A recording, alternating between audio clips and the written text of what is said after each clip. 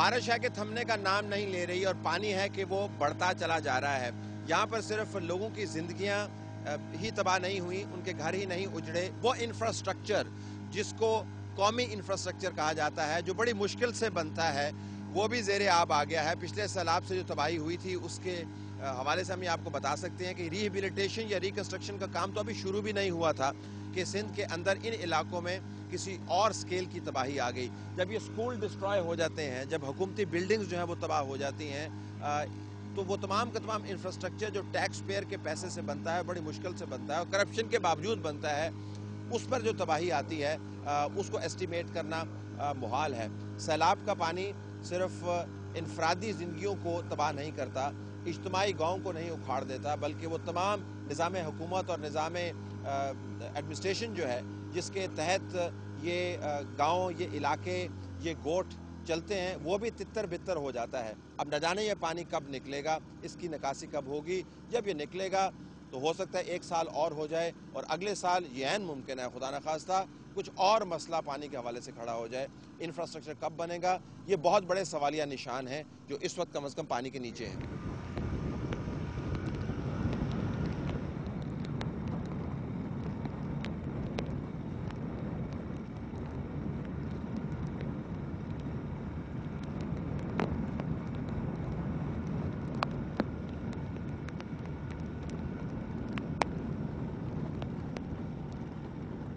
یہ بڑا سوال اٹھایا جا سکتا ہے کہ ان لوگوں نے اتنا انتظار کیوں کیا. اس کی بہت سی وجوہات ہو سکتی ہیں. اس کی یہ بھی وجہ ہو سکتی ہے کہ شاید ان کو اندازہ نہیں تھا کہ جو scale and scope of flood ہے, یعنی اس کی جو وسعت ہے مسئلے کی, وہ کتنی ہوگی. یہ بھی عین ممکن ہے کہ یہ وہ جگہیں ہیں جو ابھی ایکسیسیبل ہوں.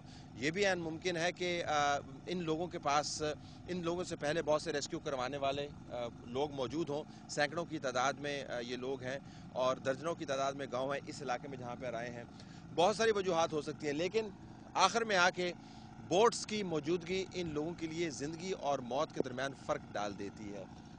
ان لوگوں کے لیے ایک اور بڑا مسئلہ یہ بھی ہے کہ اگر بوٹس کے اندر یہ آ جاتے ہیں اور جانیں اپنی بچا لیتے ہیں, جو سب سے اہم کام ہے, تو ان کا ذہن جو ہے اور ان کی جان اٹکی رہتی ہے, لٹکی رہتی ہے بلکہ ان جانوروں کے اندر جن کے ذریعے اپنی زندگیاں گزارتے ہیں. ان بوٹس کے اندر جانور نہیں آ سکتے, صرف انسانی جان کو بچانے کا اہتمام کیا جا سکتا ہے, لیکن یہ لوگ نکلتے ہوئے جانوروں کو اپنے بچوں کی طرح ٹریٹ کرتے ہیں اور ان کو چھوڑنے پر یہ بالکل بھی مائل نہیں ہوتے. ریسکیو آپریشن آپ کو ہر طرف نظر آئے گا, کیونکہ ہر طرف آپ کو لوگ پھیلے ہوئے نظر آئیں گے, تو سکیل جو ہے اس سے آپ کو پتہ چلے گا کہ کتنا زیادہ ہے اس مسئلے کا. اس وقت ناظرین ہم روڈ کے اوپر سے گزر رہے ہیں, جس کا میں پہلے ذکر کر رہا تھا کہ جب آپ روڈ کے اوپر سے گزر رہے ہوتے ہیں تو پتہ نہیں چلتا, آپ کو اندازے پر کام کرنا ہوتا ہے اور اندازہ آپ کا بہت پریسائز ہونا چاہیے. اگر آپ نے اس جگہ پر بوٹ ڈال دی جہاں پر پانی ظاہراً ہے لیکن نیچے اس کے روڈ ہے, تو بوٹ پھنس بھی سکتی ہے, اور یہاں پر اگر بوٹ ہی پھنس جائے تو بوٹ کو نکالنے کے لیے ایک اور اہتمام کرنا پڑتا ہے. یہ وہ مشکلات ہیں جو ریسکیو آپریشن میں آپ کو نظر آئیں گی, اور جس طرح کہ میں نے پہلے کہا, یہ وہ لوگ ہیں جو دن رات تمغہ لیے بغیر کام کر رہے ہیں اور رات کے اندھیروں تک یہ کام کرتے رہتے ہیں. جو نائٹ آپریشن ہے, ریسکیو آپریشن, وہ ممکن نہیں ہے کیونکہ ان علاقوں کے اندر جو رات کی ڈائریکشن ہے وہ کسی طریقے سے طے نہیں ہو پاتی. دن میں بھی محال ہے یہ جاننا کہ کہاں سے بوٹ گزاری جا سکتی ہے اور کہاں سے نہیں گزاری جا سکتی. رات کو تو آپ سمجھیں ناممکنات میں سے ہے کہ اس پانی کے اندر بوٹ ڈالی جائے. اور یہ وہ علاقے ہیں جہاں پر بوٹس موجود ہیں. آپ خود اندازہ کر سکتے ہیں کہ وہ علاقے کیسے ہوں گے جہاں پر اس قسم کی بوٹس نہ پہنچ پاتی ہوں. اس جگہ پر ہیلی کاپٹر اڑانا مشکل ہے کیونکہ بارش جب تک تھمتی نہیں ہے تو ہیلی کاپٹر ایئر بورن نہیں ہو سکتا, اور جب تک آپ ایریل ویو نہیں لیں تو اندازہ نہیں ہوگا کہ کس جگہ پر ریسکیو کی ضرورت ہے. اور پھر ہم یہ بھی کہہ سکتے ہیں کہ جب ایریل ویو آپ کو مل بھی گیا تو اس کے لیے ریسورسز آپ کو کس قسم کے ڈپلوائے کرنے ہیں. جان جوکھوں پر ڈال کر یہاں پر بڑے ٹرک کو لانے کی کوشش کی گئی ہے. اس کی بنیادی وجہ میں پہلے آپ کو کسی اور طریقے سے بتا چکا ہوں. بنیادی وجہ یہ ہے کہ لوگ اپنے بچوں, اپنی عورتوں اور اپنے ساتھ ساتھ اپنے جانوروں کو بھی نکالنا چاہتے ہیں. یہ عین ممکن ہے کہ اس ٹرک کو اس سیلاب کے اندر گزارنے کی کوشش اس وجہ سے کی جا رہی ہے کہ اس کے اندر جانور یعنی بھینسیں اور گائیں بھی موجود ہیں. یہ ٹرک آگے پہنچ پائے گا یا نہیں. ڈرائیور کو انسٹرکشنز کے باوجود یہ علم ہے کہ وہ کتنا بڑا خطرہ مول رہ رہا ہے، لیکن یہاں کے لوگوں کی نفسیات یہ ہے، جو ہر گاؤں کے فرد کی اور ہر گاؤں کے خاندان کی نفسیات ہوتی ہے کہ ہم اگر باہر آ بھی گئے اور اپنا ڈھور ڈنگر چھوڑ آئے تو ہماری زندگی مردوں سے بدتر ہوگی. ٹرک کو خطرے میں ہم ڈال رہے ہیں، اس میں بیٹھے ہوئے لوگوں کو ہم کی جان کو خطرے میں ڈال رہے ہیں، لیکن ہم نے یہ رسک لینا ہے کیونکہ ہم عورتوں اور بچوں کے ساتھ جانوروں کو بھی باہر نکال کے رہیں گے. جانور جب باہر آئیں گے تو کھائیں گے کہاں سے؟ ہر طرف سے تو پانی نے جلغار کی ہوئی ہے، جو کھاجا ہے یا فوڈر ہے وہ ملتا نہیں ہے. لیکن پھر بھی گاؤں سے نکلنے والوں کو اس بات کا علم نہیں ہے کہ اپنے جانوروں سمیت اگر وہ نکل بھی آئے تو آگے ان کے لیے حالات کس قسم کے ہیں.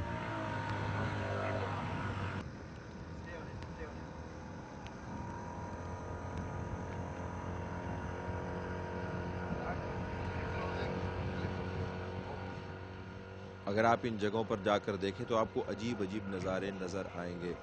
لوگ اپنے تئیں اپنی زندگی گزار رہے ہیں، لیکن یکدم ان کو اس بات کا احساس شدید ہو چلا ہے کہ ان کی ٹانگوں کے نیچے سے زمین نکلتی چلی جا رہی ہے. جس سیلاب کو انہوں نے زیادہ سنجیدگی سے نہیں لیا تھا، اس نے اب ان کی زندگیوں کا بری طرح گھیراؤ کر لیا ہے. جو چیزیں وہ بچا کے رکھ پا رہے تھے اب وہ پانی کا شکار ہو چکی ہیں. ان کے خیال کے مطابق یہ سیلاب گزر جانا تھا، لیکن ان تک شاید معلومات نہیں پہنچی یا قدرت ہی زیادہ بے رحم نکلی.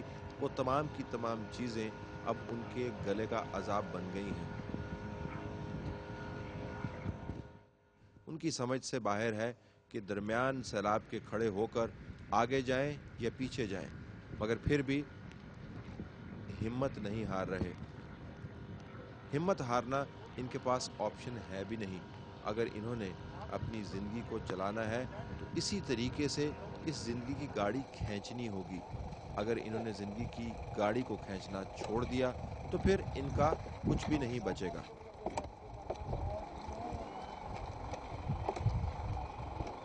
قدرتی آفات کے اوپر تو پاکستان کا کنٹرول نہیں ہے، کیونکہ قدرتی آفات کے اوپر کسی کا بھی کنٹرول نہیں ہے. وہ ہریکن ہوں، وہ سیلاب ہوں، وہ فائرز ہوں، دنیا بھر میں موسمی تبدیلی کی وجہ سے یا اور وجوہات کی بنیاد پر قدرتی آفات آتی رہیں گی. یہ خداوند تعالیٰ کے رموز ہے جس کو ہم نہیں سمجھ سکتے. لیکن پاکستان کے اندر اتنے عرصے سے قدرتی آفات آ رہی ہیں، ہم یہ امید یقیناً کر سکتے ہیں اور کرنی چاہیے، اور اگر یہ امید پوری نہیں ہوئی تو اس کے اوپر ہمیں سوال اٹھانے چاہیے. کیا کوئی ایسا نظام مرتب ہم نہیں کر سکتے تھے جس کے ذریعے اور کچھ نہیں تو ان علاقوں کو ہم پہلے سے مارک کر لائیں جو پرٹیکولرلی ولنریبل ہیں، ان لوگوں کی تعلیم تربیت، ان کی اویئرنیس کی کوئی ترکیب کر پائیں جن لوگوں کو اویئرنیس کی ضرورت ہے، ان لوگوں تک معلومات پہنچانے کا کوئی اہتمام کر پائیں، کوئی نظام بنا پائیں. جن لوگوں تک معلومات پہنچانا قدرتی آفات کے اندر انتہائی ضروری ہے. ہر ڈسٹرکٹ کے اندر کیا ہم ایسا نظام نہیں بنا سکتے تھے کہ کم از کم ڈسٹرکٹ کی انتظامیہ اپنے تئیں کوشش کر کے ان لوگوں کو پہلے سے وارننگ دے دے؟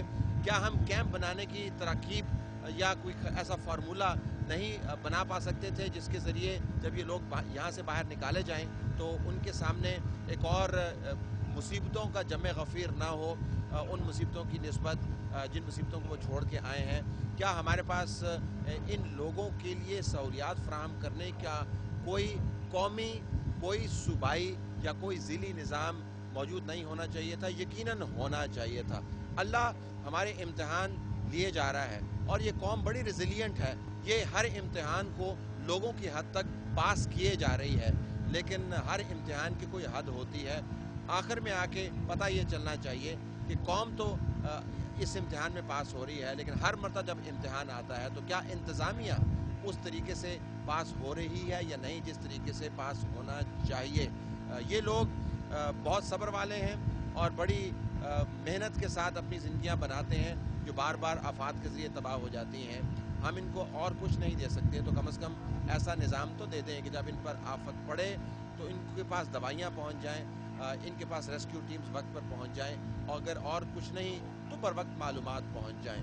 ہمیں سنجیدگی سے سوچنا چاہیے کہ 11 سال سے لے کر اب تک ہم نے آفات کے حوالے سے کیا سیکھا، اور اس سیلاب کی دردناک کہانی کے اندر وہ لیسنز ہم نے اپلائی کیے یا نہیں کیے. طلعت حسین کو اجازت دیجیے بینگریو بدین سے. اللہ حافظ.